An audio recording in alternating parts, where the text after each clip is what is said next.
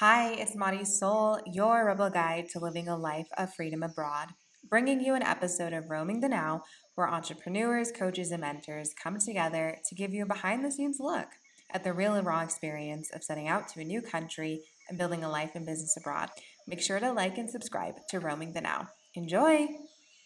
Hello and welcome to Roaming the Now. This is your host Marisol, and today I have Juliana Arango with us. She's currently in Albania, is from Florida, but actually was born in Colombia. So we got like a whole like continent thing happening. Hello, so happy to have you here. Thank you And for having me.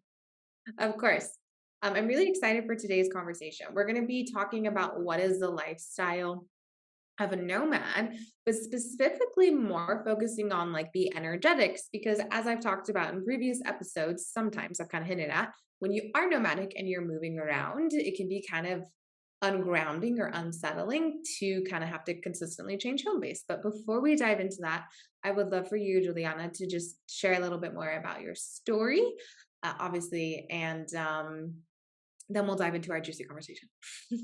Love it. Yeah. So like as you mentioned, my name is Juliana. I was born in Colombia, grew up in the US. And I think my story really started like a year and a half ago. I was super burnt out with the alcohol industry in Miami. I was doing sales for a big distributor. And I said, this is not my lifestyle. I was made for something bigger. And so my boyfriend and I decided to pack up our bags. We stored them underneath our little stairway closet. We put the house up for rent. And I said, you know what? We're going to do a happiness tour. And so I traded it as like the happiness tour. We went around the world's happiest countries. And then I started school for life coaching in Bali in Indonesia. And we were there for, I think it was like half a year, a little over half a year. And it's been a whirlwind. Like I think my story is just getting started. And I've met such awesome people along the way, like you and our other, expat and digital nomads that just make this story so rich. I love that it's evolving every day, every month. So where have you been taken along this happiness tour? Like, I'm actually curious because I know you move around a lot. Like when I met you, you were somewhere else, and now you're somewhere else. So like, Where was it that you met me? I think I was in Italy, no? I was in yeah, I Puglia. think you were in Italy when I met you, and then before that, you were in France. Like you were in France, or no, you were Yeah. somewhere else. I don't know, somewhere with the time zone. I don't know. It was like really challenging to get the time zones. I know. And talking about time zones, we probably went around a couple different time zones in the World Happiness Tour because we did all of Scandinavia. Obviously, took a big chunk of our budget, and then we did actually most of Scandinavia. And then just Austria was also in the list a couple years ago, so we snuck that in.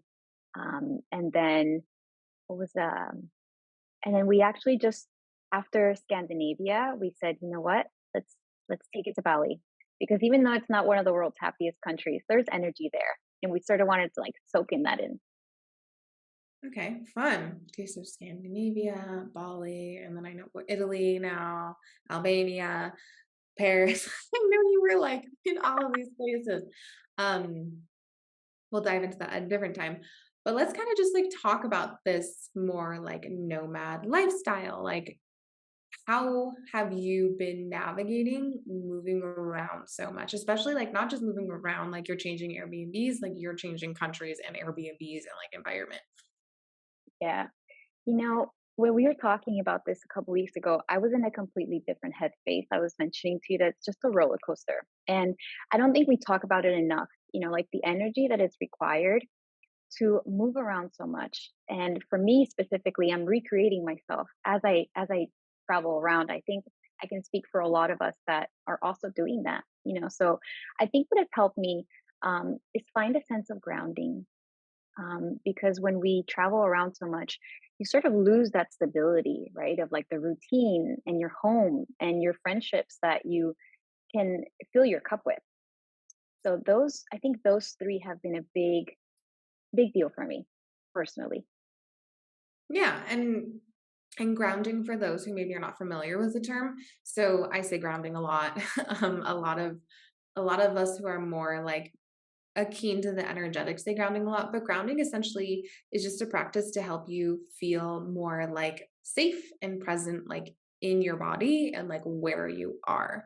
So, if we're thinking about that, because like it is really destabilizing, right? Like you're moving, at least for me.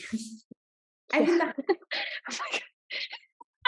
these are me. So I guess I'm just going to tell everyone. So the reason why I actually decided to get a home, like in Mexico, like buy a home and settle down, was because when I first got here, I moved like 8 times around Mexico, or like even just like Airbnbs within the same city, or I was like moving to a different city. And before I like got onto this, I was like, this is gonna be super cool, right? Like super glamorous. Like what an adventure to be moving around all the time. And then when I realized like the impact that it actually had on me and being able to show up in my business like stable and have the capacity to hold, like I actually really didn't because number one, like I was navigating like internet buying, like not being great all the time. And like that's like key to like the work that I do. Yeah, it's a stress factor. And number two, like the work that I do is so emotionally involved. Like it was hard to hold space for others when I was so kind of just trying to hold space for myself. This was actually also before like I did my trauma informed certification, like the facilitation. Mm. So I feel like maybe if I had the tools that I had now to do Nomad Life, like it would go a lot better. But I still actually like I catch myself fantasizing, oh, what if I like move around again? I'm like, actually, no, because like I actually really love having a home base and having like this is like I love having a home base. I'm just gonna say that. Everyone's like, well, like it's like so cool, but I'm like, no, like in the long term of things scheme of things, I moved like over 30 times in the past 6, 7 years. So like within the US and like outside, and I was like, ooh, this is a lot. Like we need to chill. And no, seriously, I love that you say emotionally. You mentioned something about emotionally holding space. And I think that just goes back to the whole energetic vibe of traveling around so much. I stand with you that it's very emotionally draining when you're moving around so much, especially in our careers, right? Like life coaching requires us to hold a lot of space and be very present when it comes to grounding. And and definitely, I get that longing sometimes for that stability. And I'm actually curious what tools, when you mentioned trauma informed uh, certification, what can you help me today, right now, that can support me? You know? Yeah. So tools. So the focus of a lot of what I did was really like somatics, but the whole idea is Mm, that like so think about this, right? Whenever we're moving and whenever we're moving around, we're like moving emotions, right? Because like I came to this conclusions that like emotions are energy. And so anytime you're doing anything that is moving your environment physically, emotionally, spiritually, like the energy is moving, right? thanks. And so And so for me, what I really focused on is like I always have like an item that reminds me of home. Like I have like a Mm, blanket that I bought in the United States and it like travels with me. And so if I'm ever feeling, I don't really feel like that now, but before I did, because now like I have home base, but before I just had that item and it really just kind of just like I have my blankie. I know it sounds like yeah, I don't know. It sounds interesting when I say I have my blankie, but my blankie was like, hey, I have you, and like you're my little piece of like this is home familiar grounding. Um, and in terms of like exercises, this is going to sound like so cliche, but actually getting really comfortable, like sitting in silence with yourself and just mm, learning how to like witness what's coming up for you without judgment. So, actually, I'm going to share this story. I was not expecting to, but this weekend, and then Temazcal, for those of you who don't know, like Temazcal is essentially like a sweat lodge, but it's like Mexica and it's like basically you're in the darkness and like it's really hot. It's like a steam vapor bath. This weekend I did Temazcal and also I helped facilitate the space, like with the medicina, and my partner helped facilitate with like the piedras. Like we were helping the facilitator. So it was like a very different experience because like in a way when you help facilitate the space and like support, like you really are like you're facilitating and helping create the space for everyone. And there were some people who like it was their first time. And there were some people, more seasoned, obviously, me, I've been there. yeah. I've done it a couple times. I've done it quite a few times. um, And there was this point in the Temescal where I just like it was interesting. So the facilitator, like the true like he always facilitates every weekend. He was just talking like a lot and like I felt like it was like because I'm so sensitive, I felt like there was like an energetic cord that just like needed to be broken. Like the energy was so dense. And I was like, what can I do? Because I know how to do this stuff, right? Like I'm trained in this. And so I was like, okay. Mhm. And so I would like looked over at my partner who was like in his like he was really hot, like it was really intense. And I was like, can you translate for me? And he was like, okay. And so I facilitated an exercise like in the Temescal. And it was really just about like bringing awareness to the body. So I had everyone like put their hands on their heart. I mean, I couldn't see, it was in the dark. Um, but I had You everyone told them. I told them, I was just like, bring your hands to your heart and like focus on your heart and, just bring awareness to what's coming up without any judgment. How can you accept that? And anything that is not really serving you and where you want to go, just breathe it out and let it go, right? Like give it back to the earth or, give it to wherever you want it to go. And I also said, really get quiet and listen to your heart space because your heart is your like best guide in this lifetime. Like everything you're wanting to know is here and all of the extra thoughts. Cause when you're into mezcal, cause it's so hot and like it's really kind of like an ego exercise, if I'm being honest, because your brain is like, woo. And Overload of everything, sensory and yeah, everything. Yeah. yes. So I really was just like, facilitating that space and that exercise, just like letting it go because the energy just felt so dense. But then after that, it was kind of like something shifted in the energy, and then it was just like a lot more calmer.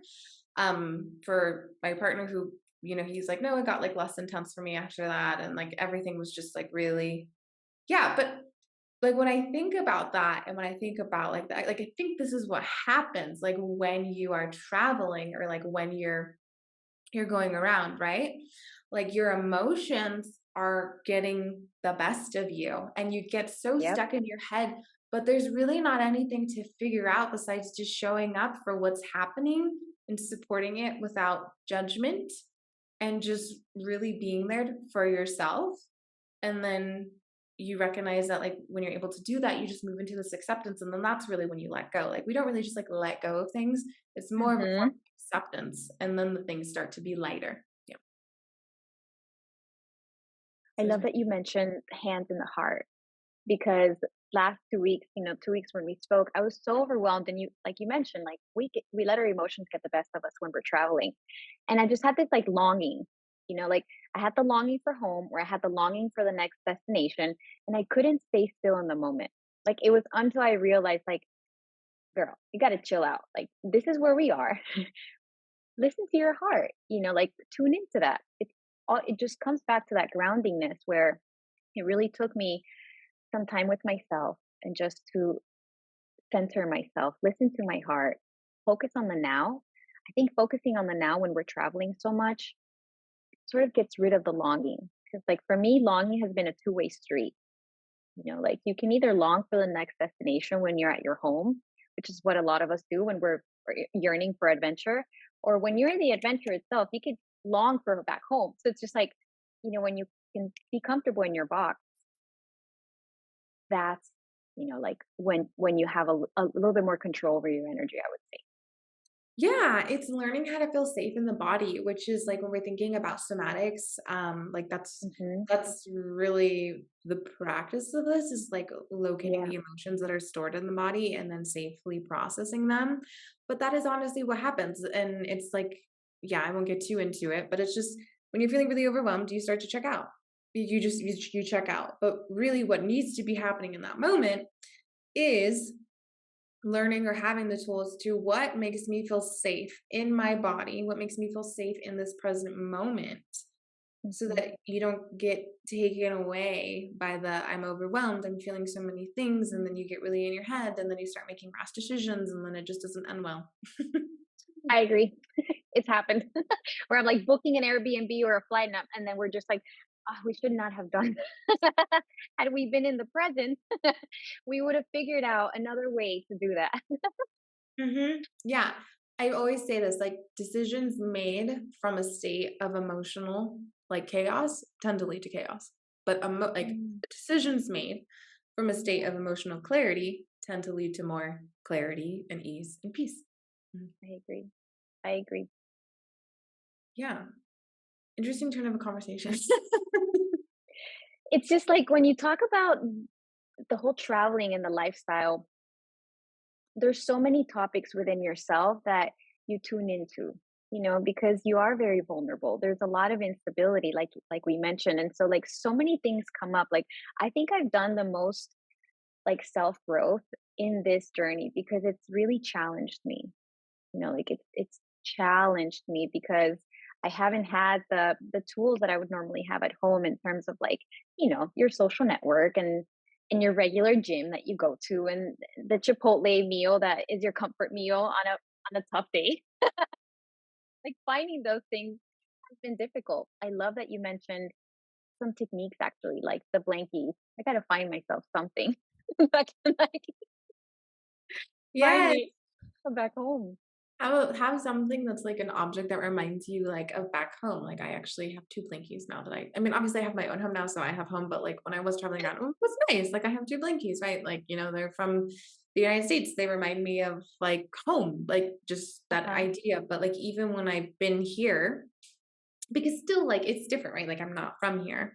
Um I'm not from here like physically, like ancestrally I'm from here. Um I need to make It's that in the blood. correction. It's in the blood. Yeah, it's in the bloodline. But whenever I was working through like really deep stuff here, I would want like candies that were American.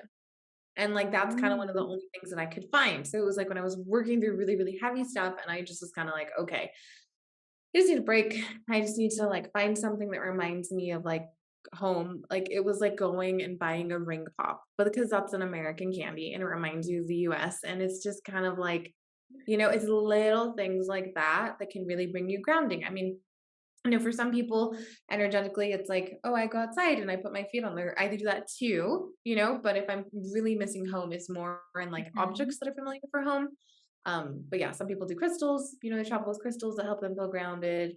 Some people are really big on like putting your feet in the earth. I think that's why like living in Mexico City was kind of just like it was a cool experience. I was staying at a family friend's home, so there was like that sense of familiarity. However, just being in the city in itself is a very like ungrounding environment because there's so much movement. I mean, I appreciate it and I love it, but for me, like in hindsight and having the compare and contrast, I realized Yep. that a more quiet or like I can connect with like the earth and nature and food and everything is just very like interconnected is more like what actually supports me in being able to like be my best self and like really like do what I want to be doing because in the city it's just a little like overwhelming. I resonate with that. I think your Mexico City for me was Bangkok. Because Ah, check out what we did. Like we left Bali and then we went straight to Bangkok. What were we thinking? In hindsight, I'm like, that was probably not the most smooth transition. And it was so overwhelming just to have the busyness of the city and coming from such a calm, like tranquil space was, yeah, in hindsight, when I think about it, sometimes you got to transition out of one destination to another one in the most smooth way possible so that you keep, like just like that sense of your last destination sort of like sticks on you. yeah, no, 100%. And I think that's something to keep in mind for anyone who's listening and who's nomadic. Like, if you're going to go from an environment that's like super more, let's say, like tranquil and it's away from the city, and Mm. then you're going to go into a city environment, you're going to be overwhelmed and it's going to be a transition. You're going to be like, what happened? I was Mhm. so like zen, and now I'm like, whoa, Yeah. overwhelmed. Yeah. Yes. It reminded me when you were talking about having that object that reminds you of home. I think something for anyone listening to remember is that sometimes we sort of miss the persona that we were back home, because I think traveling takes us out of our comfort zone. And something as simple as like, I love how I say I used to love wearing stilettos. I haven't worn like not like I don't think I've been in a pair of heels in about a year and a half, which is crazy. And that's not part of who I am anymore. Like I've changed that part of myself, and traveling when you're on the road so much, you sort of have to come to terms with old versions of yourself, and how that feels and how that just I guess comes up for you in different Yeah. times. Yeah. I mean, what you're like really referencing is like shadow work. And this is like so interesting because I've been studying Mm. the gene keys like really intensely. And it reminds me Uh-huh. of what you, this is like the second time this quote came up today because this like quote really stood out to me. And it says, human beings are in fact a rolling wave of consciousness with no fixed identity. We are programmed to continually Mm. hit the shores of our limitations and dissolve into something else. And so when I think about that, I was really thinking about how we have such a hard time, right? Like letting go of those old versions of ourselves. But when you really think about it, like that's actually what some of us came here to like all of us came here to do on like really a deeper level of just Yeah, like, whether they're conscious of it or not, that's yeah. just what happens. It's the natural Yeah. course. Yeah. Yeah. It's like whether you're conscious of this or not, like we're here to literally evolve and change and be different. And we don't have a fixed identity because this is true. Like as someone who traveled or moved to different places and different Airbnbs or just environments, and you can be settled, like you change and you start to some more than others assimilate to your environment. And so I Yeah. think that really kind of goes to show when you're nomadic, like, yeah, you're constantly going to change based on the place that you're in because that's actually like what's meant to happen. Like you're not meant to stay in Mhm. this. However, there is like this like sense of, I guess I would call it's just grief, right? It's just grief around like the old versions of self that maybe you're really comfortable with, and then they fall away, and Yeah. then like, oh my god, what do I do now? It's funny you bring that up because it's definitely grief. I think if I can pinpoint, I can put my finger on it, what has happened and transpired the last year and a half. I've dealt with some grief, of dying to my old self because I haven't had, the typical environment that sort of keeps you in that comfort zone of who you are. And, they say, like, tell me who you hang out with and I'll tell you who you are. And all my friends, if you're listening, I love you, whether you're in the US or I've met you anywhere in the world. I appreciate you because you have shaped me and you've helped me develop myself. But that's the reality of it, right? Like when you come out of your comfort zone back home and you go out into the world, like you're going to be with yourself a lot. There is some grief in those different versions of yourself that you get to wear and try on and see where they resonate with you or not. Hmm.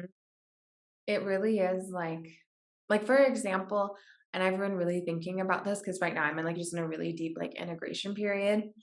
Hmm. I was a completely different version of myself like last year at this time, the other year Wow. before, the other year before, Yeah. and the other year before.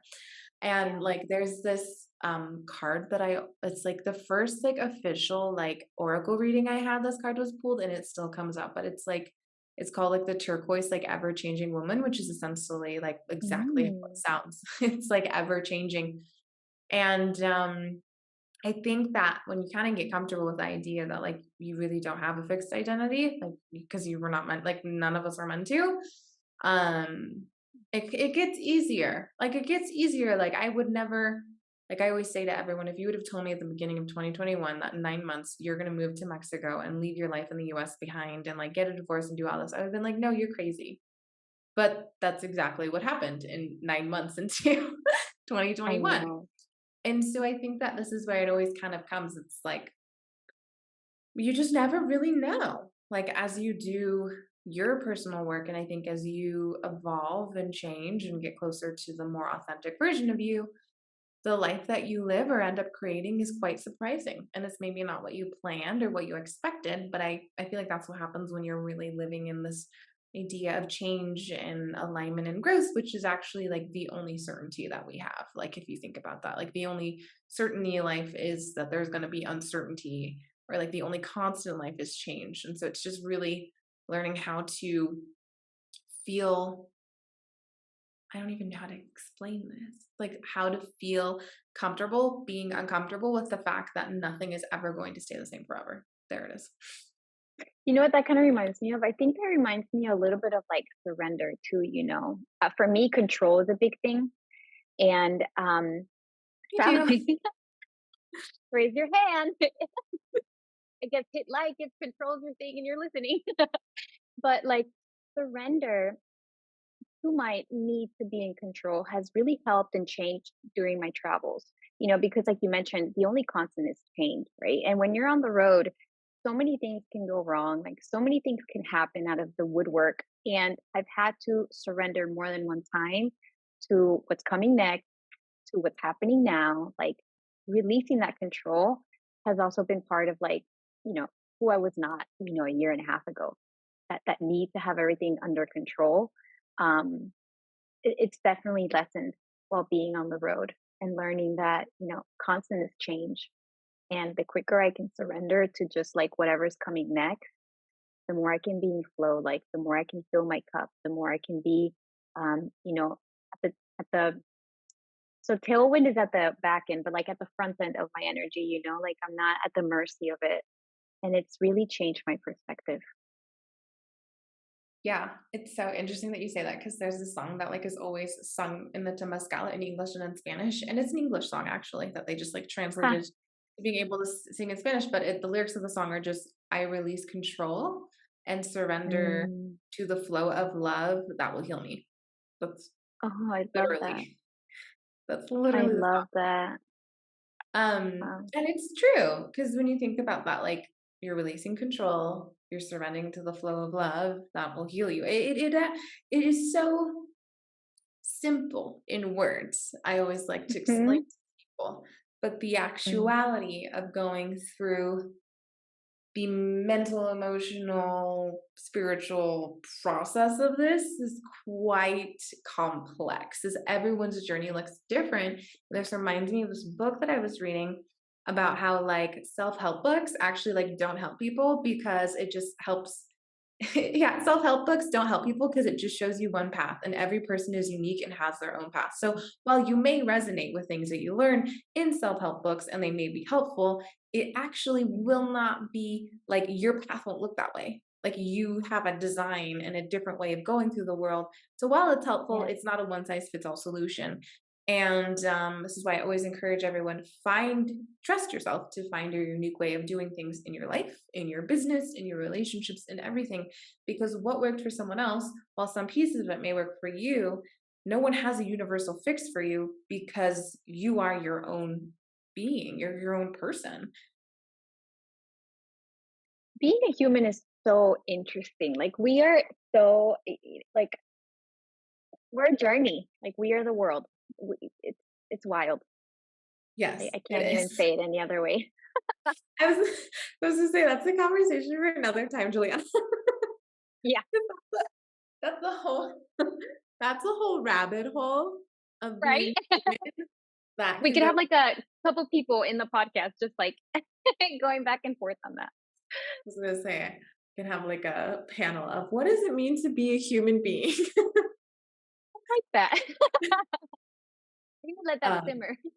yeah, you'd get probably a lot. It would be very interesting, but I mean, perspective, right? Because how I perceive it is going to be different than someone else.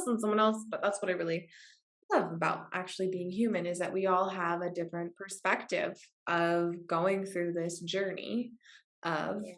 life. So, on that note, since you are an active nomad traveling around Europe right now, and who knows if you'll go back to Asia, I bet you will.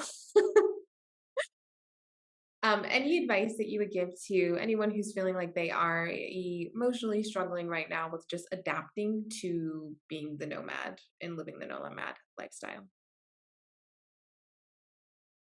I think my words of wisdom here are to love yourself enough that you don't forget about you in the now. Like don't look outwards of what's coming next or what's the noise. Like there's so much calm and love and quiet within you that when you can tap into that, that's love. Like and that love is going to bring you to places that you've never even dreamed of, but they're inside of you. They're not outside of yourself. And so the more you can love yourself and connect with yourself, um, the more at peace you'll be. And you cannot find peace in the world. It's inside of you. Thank you. Yeah, We needed a moment of silence to let that sink in. yeah. It's taken me some time to learn that, and I'm sure I'll always keep learning, but gotta make sure we all know that it's inside of us. What we're looking for is What you're seeking is within you. It's Rumi. It's like a quote, something like that. I don't know the exact quote. It's like what you were seeking is what you are seeking is seeking you, or like it's something like within you. It's something like that. But I think it's I kind of like that. yeah, I think it's the Rumi quote, like what you are seeking is seeking you, because like for me, my interpretation of that is like what you are seeking is inside of you.